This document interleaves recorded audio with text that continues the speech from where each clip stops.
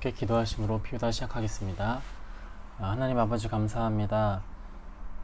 오늘 이 아침 우리가 어디에 속하여서 어떤 고백을 하고 주님 앞에 나아가야 되는지 이 시간 다시 한번 깨닫는 시간이 되게 하여 주시옵소서. 주님 앞에서 바르게 함으로써 우리가 세상을 위한 것이 아니라 주님을 위한 삶이 다시 한번 드러나고 주님을 보는 이 모든 시간 가운데 우리의 어떤 세상적인 눈으로 보았을 때는 그저 부족하고 낮고 볼 것 없는 그런 인생과 같이 보이지만 주님 안에 속한 그 삶이 얼마나 귀하고 아름답고 주님의 영광을 위하여서 그 모든 것을 다 바꾸어 나아가야 되는지 깨닫게 하여 주시옵소서. 감사합니다. 예수님의 이름으로 간절히 기도드렸습니다. 아멘. 오늘 보실 말씀은 고린도 후서 10장 1절에서 11절의 말씀 함께 보도록 하겠습니다. 너희를 대면하면 유순하고 떠나 있으면 너희에 대하여 담대한 나 바울은 이제 그리스도의 온유와 관용으로 친히 너희를 권하고 또한 우리를 육신에 따라 행하는 자로 여기는 자들에 대하여 내가 담대히 대하는 것 같이 너희와 함께 있을 때 나로 하여금 이 담대한 태도로 대하지 않게 하기를 구하노라. 우리가 육신으로 행하나 육신에 따라 싸우지 아니하노니 우리의 싸우는 무기는 육신에 속한 것이 아니요 오직 어떠한 견고한 진도 무너뜨리는 하나님의 능력이라. 모든 이론을 무너뜨리며 하나님 아는 것을 대적하여 높아진 것을 다 무너뜨리고 모든 생각을 바로잡아 그리스도에게 복종하게 하니 너희의 복종이 온전하게 될 때 모든 복종하지 않은 것을 벌하려고 준비하는 중에 있노라. 너희는 외모만 보는도다. 만일 사람이 자기가 그리스도에게 속한 줄을 믿을진대 자기가 그리스도에게 속한 것 같이 우리도 그러한 줄을 자기 속으로 다시 생각할 것이라. 주께서 주신 권세는 너희를 무너뜨리려고 하신 것이 아니요 세우려고 하신 것이니 내가 이에 대하여 지나치게 자랑하여도 부끄럽지 아니하리라. 이는 내가 편지들로 너희를 놀라게 하려는 것 같이 생각하지 않게 하려 함이라. 그들의 말이 그의 편지들은 무게가 있고 힘이 있으나 그의 몸으로 대할 때는 약하고 그 말도 시원하지 않다 하니 이런 사람은 우리가 떠나 있을 때 편지들로 말하는 것과 함께 있을 때 행하는 일이 같은 것임을 알지라. 아멘. 바울은 오늘 이 본문에서 이제 바울 자신을 대적했던 이 대적자들의 공격에 대해서 이제 자신의 사도직을 변호하기 시작하는 것을 볼 수 있습니다. 오늘 본문은 이제 다른 본문보다 이제 고린도 교회를 흔들었던 거짓 사도들을 향하여서 이 바울이 이제 매우 강하고 센 어조로 이렇게 이제 말하게 되는데요. 자신에게 들어온 이 공격에 대해서 바울이 오늘 어떻게 반응하는지 말씀을 통해서 함께 나눠볼까 합니다. 1절을 다시 한번 보면 이렇게 이야기하죠. 너희를 대면하면 유순하고 떠나 있으면 너희에 대하여 담대한 나 바울은 이제 그리스도의 온유와 관용으로 친히 너희를 권하고 이렇게 말하고 있습니다. 이 1절의 말씀을 세번역 버전으로 보면 이렇게 말하고 있어요. 내가 얼굴을 마주 대하고 있을 때에는 여러분에게 유순하나 떠나 있을 때에는 여러분에게 강경하다 이렇게 말합니다. 이때 이 바울의 이 사도직에 대해서 이제 직접적으로 공격하던 이 거짓 교사들이 있었어요. 그래서 바로 그들이 이제 그 바울에게 했던 말을 오늘 바울은 1절에서 그대로 인용하여 지금 말하고 있는 겁니다. 뭐 이제 이런 이야기를 했던 것 같아요. 거짓 교사들이 바울에 대해서 뭐 바울은 뭐 앞에서는 뭐 가만히 있고 직접적으로 이제 대면이 아닐 때나 뭐 큰 소리 치지 뭣도 아니지 않냐. 뭐 진짜로 만나서는 말도 제대로 말할 줄 모르는 사람이 바울이잖아.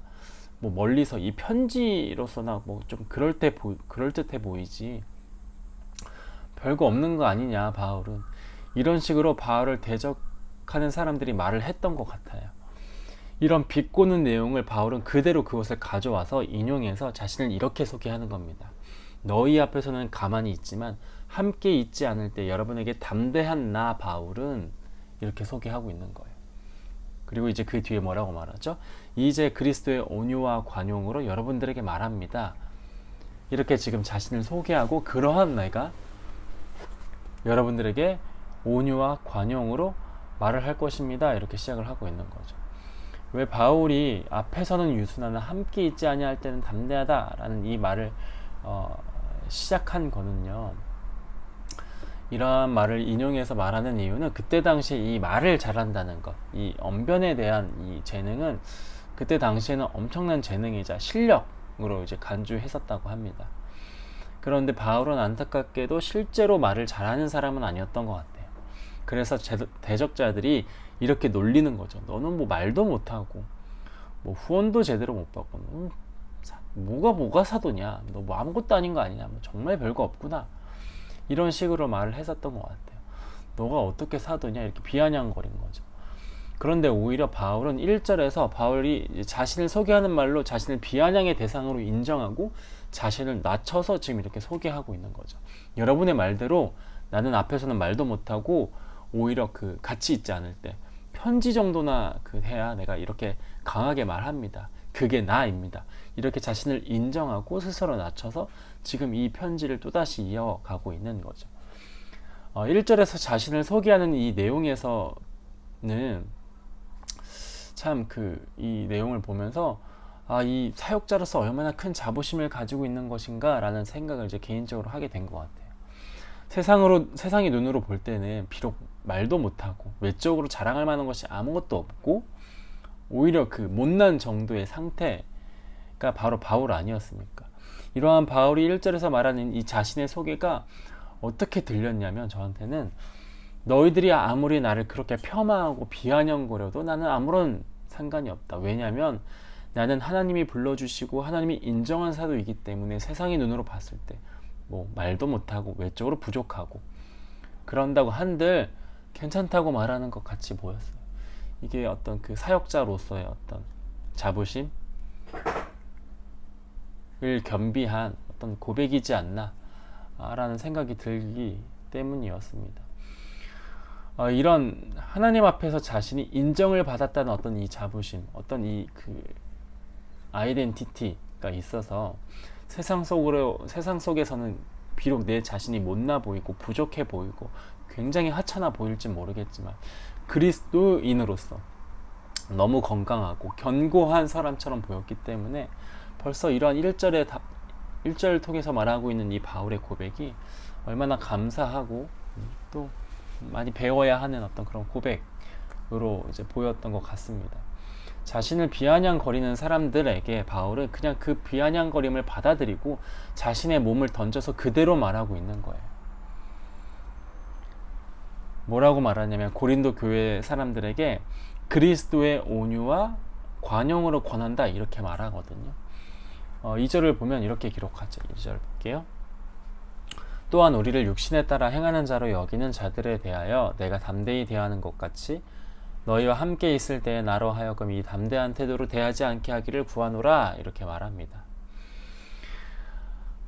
나를 육신에 따라 행하는 자로 여기는 자들에 대하여 내가 담대히 대하는 이유는 뭐냐면, 너희들은 지금 나를 육신에 따른 세상의 어떤 분위기와 법과 사람이 인정하는 세상에 속한 사람 정도로 취급하지만 그래서 나를 그 세상의 기준으로 봤을 때, 그 법에 의해서 봤을 때는 낮은 존재이지만 뭐라고 말하냐면, 그러나 나는 담대히 말한다. 그러나 나는 담대히 말할 것이다, 이렇게 말하고 있는 거예요. 뭘 담대히 말합니까, 여러분? 세상에 속한 삶은 뭐예요? 한 가지 예로 들면 돈에 구애받는 삶 아닙니까? 뭐 돈뿐만이 아니라 어떤 세상적인 가치에 구애받는 삶 아니에요. 바울을 대적하는 사람들이 바울에 대해서 금전적인 면에서 불투명하다고 공격했고, 외모적으로 부족하다고 비아냥거렸고, 그때 당시에 그 말을 잘하는 것이 세상의 어떤 그런 높은 어떤 기준에 있는 사람이었기 때문에 너는 말을 못한다고 공격을 했고, 이런 공격을 했단 말이에요. 세상의 법이나 육체를 따라다니는 삶을 어떤 그러한 기준을 가지고 바울을 폄하했단 말이에요. 그러나 바울의 고백은 그게 아니다. 그리스도인에 속한 삶은 세상에 속한 삶이 아니라 하나님께 속한 삶을 살아야 하는데, 하나님께 속한 삶은 어떤 거냐면 세상적인 눈으로 보기에는 부끄럽고 낮고 하찮은 모습일지라도 하나님께 속한 삶은 이 세상에 어느 것도 부러워하지 않는 삶, 이것이라는 거예요. 바울은 지금 내가 너희들 앞에 부끄럽고 너희들 앞에 서기에는 창피한 위치고 어떤 모습일지는 모르겠지만 그렇기 때문에 내가 그 너희들과 함께 있을 때는 말을 잘 못하고 뒤에서나 편지로서나 어떤 말을 강하게 하는 것이 아니라 나는 그리스도의 온유함과 관용으로 너희들에게 말할 뿐이다 라는 거예요. 이해되십니까? 세상의 눈으로 봤을 때는 너희들의 말이 맞을 수 있다. 그러나 나는 하나님께 속한 사람이고 그리스도인이기 때문에 그리스도의 방법은 그리스도의 어떤 성품을 닮아서 온유와 관용으로서 너희들에게 말한다. 이것을 지금 드러내고 있는 거예요. 분명 바울에게는요, 고린도 교회가 잘 성장할 수 있도록 성도를 벌할 수 있는 어떤 그런 권위를 가지고 있는 사람이었단 말이에요. 그러나 그렇게 하지 않겠다는 거예요. 그저 나는 그리스도의 관용과 온유함으로써 어떤 세상적인 권위와 세상적인 그런 기준, 어떤 이런 힘을 가지고 말할 것이 아니라 그리스도 안에 속한 사람이기 때문에 그리스도의 온유와 관용으로서 너희들에게 말하겠다. 이것을 지금 드러내고 있다는 것이죠. 세상에 속한 삶, 그것은 세상의 것들을 채우겠죠. 그러나 하나님께 속한 사람은 하나님의 것들로 채우는 것, 이 당연한 이치 아닙니까? 바울은 이것을 지금 드러냄으로써 그가 고린도 교회들에게 어떠한 태도로 늘 고백하고 있고 말하고 있고 권면하고 있는지 명확하게 보여주고 있는 것 같습니다. 3절과 4절 함께 볼게요. 우리가 육신으로 행하나 육신에 따라 싸우지 아니하노니 우리의 싸우는 무기는 육신에 속한 것이 아니요 오직 어떤 견고한 진도 무너뜨리는 하나님의 능력이라 모든 이론을 무너뜨리며 이렇게 말하고 있습니다. 3절부터 바울은 그리스도인의 삶을 어디에 비유하냐면 싸움이라는 것에 이제 비유하고 있는데요. 그리스도인의 삶은 이 세상 안에서 더 많이 갖고 더 많이 가지는 그런 싸움을 하는 사람이 아니라, 그런 사람들이 아니라 진리를 위해, 생명을 위해, 영원한 것을 위해, 하나님의 것들을 위하여서 싸우는 사람들, 세상에는 욕망과 정욕과 그런 것들을 위해서 싸우는 사람이 아니라 그리스도인의 삶은 하나님의 나라를 위하여서, 복음을 위하여서, 그 진리를 위해서 싸우는 사람들이라는 거예요. 왜 바울이 갑자기 이러한 싸움에 대해서 이야기를 하냐면요, 당시 이제 고린도 도시는 어떤 도시였습니까? 로마와 이 전쟁에서 패하고 100년 정도 폐허로 방치되어 있었던 동네였단 말이에요. 그러다가 이 카이사르라는 사람의 명령을 통해서 이 로마식으로 이제 재건된 도시가 바로 이 고린도 도시 아니었습니까? 그러다가 이 고린도 도시가 뭐 아가야라는 뭐 지방의 행정 수도가 되고 뭐 지중해 동부의 무역 군사 행정의 중심지로 막 성장하게 되고 엄청난 급성장을 했단 말이에요. 그래서 그때 당시 이 고린도 도시는 이 성공과 부와 신분 상승의 기회를 쫓는 사람들의 그 메카였단 말이에요. 주요 관심 도시였단 말이에요. 쉽게 말하면 이런 거 아닙니까, 여러분? 크게 성공하려면 미국 가야죠. 아메리칸 드림이라는 게 있잖아요. 마찬가지로 당시 1세기 사람들에게는 이러한 고린도 드림 같은 게 있었던 것 같아요. 왜냐면 이 고린도 도시가 성공과 부와 신분 상승의 기회를 얻을 수 있는 급성장한 어떤 대단한 도시였으니까요. 그러면서 이제 한 가지 이제 문화가 이제 만들어지게 된 건데, 이제 그게 뭐냐면 돈 많은 사람들, 그러니까 이제 그 당시에 있었던 그 도시의 유지들, 같이 이런 기득권을 가진 사람들이 있었는데, 이런 사람들의 관심이 뭐였냐면 오로지 이제 자신들도 이제 높아지는 어떤 그런 분위기가 있었거든요. 1세기에 이제 가장 가치가 있었던 게 뭐냐면 돈이 아니라 명예였단 말이죠. 그 사람의 명예. 그렇기 때문에 돈이 많은 사람들, 그 도시의 이제 유지들은 그들이 가지고 있는 이 경제력을 가지고 자신의 명예를 높이는 것에 이 돈을 많이 썼단 말이에요. 당시 뭐 철학 교사들이나 뭐 예술가들이나 이런 사람들에게 후원을 함으로써 자신의 명예를 쌓았단 말이에요. 혹은 뭐 그때 뭐 예수라는 사람이나 철학하는 사람 뭐 똑같이 돈이 없죠. 그러면서 그 사람들이 돈을 어디서 구합니까? 이 도시의 유지들 뭐 아니면 뭐 돈이 많은 사람들에게 이제 후원을 받았단 말이에요. 고린도 도시의 이제 주요 사업과 행사를 지원하는 이 철학가들을 이 돈이 많은 사람들이 이제 후원했단 말이에요. 왜냐하면 그것을 통해서 이런 말들을 하고 싶었던 거죠. 아, 내가 어떤 대단한 철학자들을 후원했다. 어떤 대단한 그 예술가를 내가 밀어줬다. 이런 것으로 자신들의 어떤 이름을 알리기 시작했다는 거예요. 그것을 통해서 자신의 명예를 쌓았단 말이에요. 공적인 인정과 명예를 얻기 위한 어떤 자랑의 경쟁, 이 문화가 이 고린도 도시 안에 만연해 있었던 겁니다. 사회적 분위기였단 말이에요. 이런 경쟁의 문화, 자랑의 문화, 이것을 끊임없이 싸우고 끊임없이 노력하며 살았고, 이것이 전부였던 삶을 살았던 사람들이에요. 그래서 바울이 지금 싸움에 대하여서 말하는 이유는 세상에 속한 사람들처럼 자신을 자랑하고 자신의 어떤 명예를 위해서 경쟁하고 어떤 그런 싸움의 삶을 사는 게 아니라 진리를 위해서 사는 삶, 그것이 그리스도인의 삶이다. 세상의 어떤 기준에 맞춰서 어떤 경쟁과 자랑과 자랑의 어떤 그 문화에 쩌들어서 사는 것이, 그것이 그리스도인의 삶이 아니라 진리를 위하여서 사는 삶. 어떠한 싸움을 싸우며 살 것인가? 바울은 이것을 지금 질문을 하는 것을 통하여서 이 싸움에 대하여서 지금 그리스도인의 삶을 지금 이야기하고 있는 거예요.